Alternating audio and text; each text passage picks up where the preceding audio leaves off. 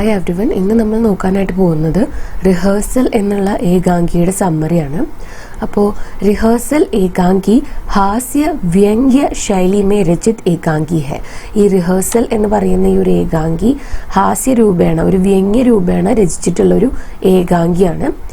एक वैद्य और प्रोफेसर लोगों को बेवकूफ़ बनाते हैं और अंत में खुद बेवकूफ़ बन जाते हैं. यही एकांकी में दिखाया गया है. ഒരു വൈദ്യനും അതുപോലെ തന്നെ ഒരു പ്രൊഫസറും മറ്റുള്ളവരെ വിഡ്ഢികളാക്കി നിന്നിട്ട് അവസാനം സ്വയം വിഡ്ഢികളായിട്ട് മാറുന്ന ഒരു എൻഡിങ് ആണ് ഈ ഒരു ഏകാംഗിക്കുള്ളത്. परमानंद एक वैद्य है.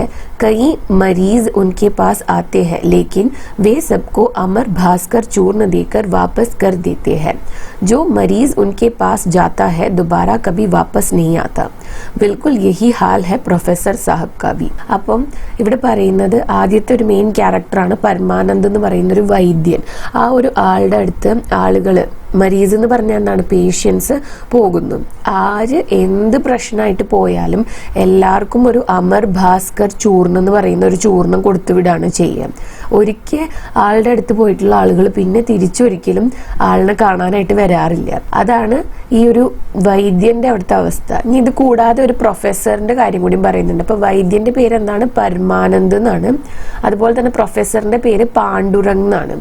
അപ്പം ഈ സമ്മറിയിൽ എഴുതാത്ത കുറച്ച് കാര്യങ്ങൾ ഞാൻ പറയാം. അതായത് ഈ വൈദ്യന് ഏതാണ്ട് ഒരു 55 വയസ്സൊക്കെയാണ് ഉള്ളത്.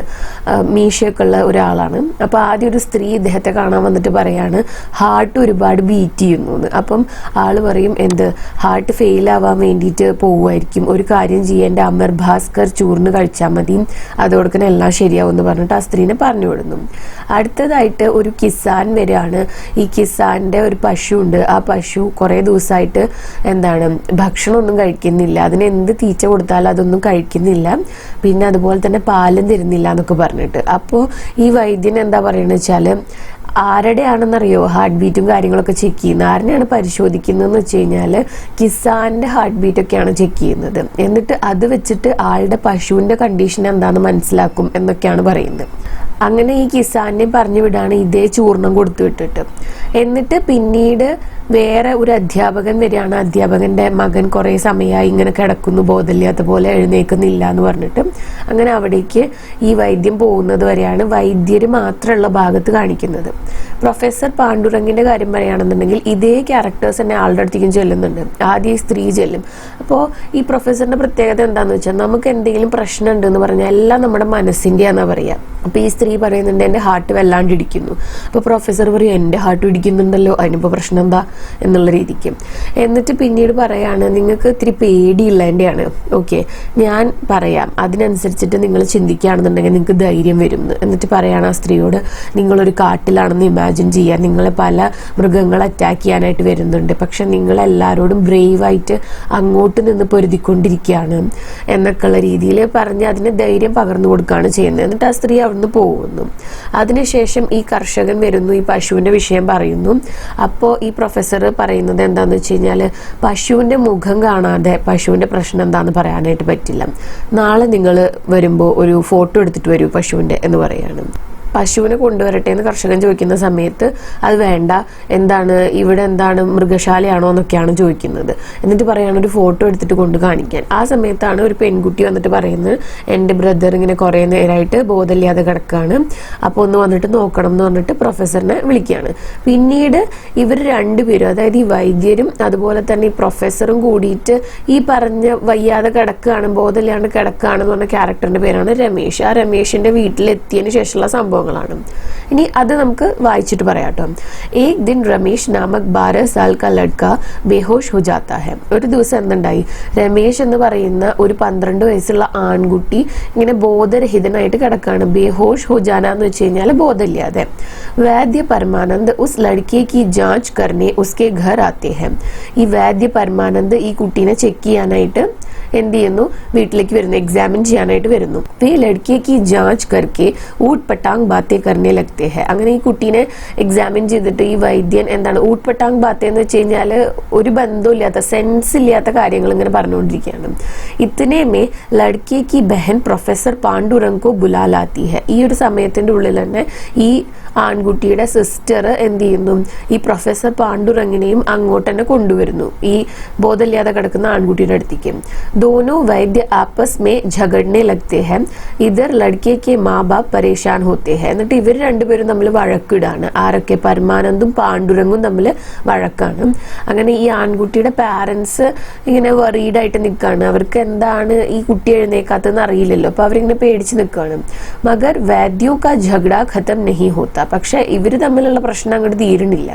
ഇതില് ഈ പ്രൊഫസർ പറയുന്നുണ്ട് ഈ കുട്ടിക്ക് കുഴപ്പമൊന്നുമില്ല, ഈ കുട്ടിയുടെ മനസ്സിൽ ഈ കുട്ടി ചിന്തിക്കുന്നത് ഈ കുട്ടിക്ക് ബോധമില്ല എന്നാണ്, ശരിക്കും ഈ കുട്ടിക്ക് ബോധമുണ്ട് എന്നൊക്കെ പറഞ്ഞിട്ട് എന്തൊക്കെയോ പറയാണ്.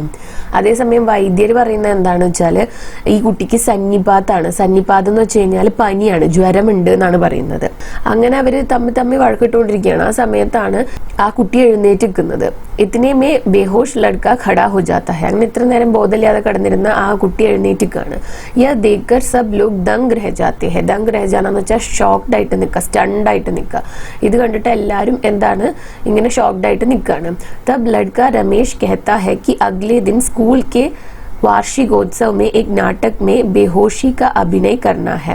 रिहर्सल के तौर पर उसने बेहोश होने का अभिनय किया था. അങ്ങനെ അപ്പോഴാണ് ഈ രമേശ് എന്ന് പറയുന്ന കുട്ടി പറയുന്നത് അടുത്ത ദിവസം സ്കൂളില് വാർഷികോത്സവം, അതായത് ആനിവേഴ്സറിയുടെ ഭാഗമായിട്ട് ഒരു നാടകമുണ്ട്. ആ നാടകത്തിലും ഈ കുട്ടി കുറച്ചധികം സമയം ഇങ്ങനെ ബോധമില്ലാതെ കിടക്കുന്നതായിട്ട് അഭിനയിക്കണം.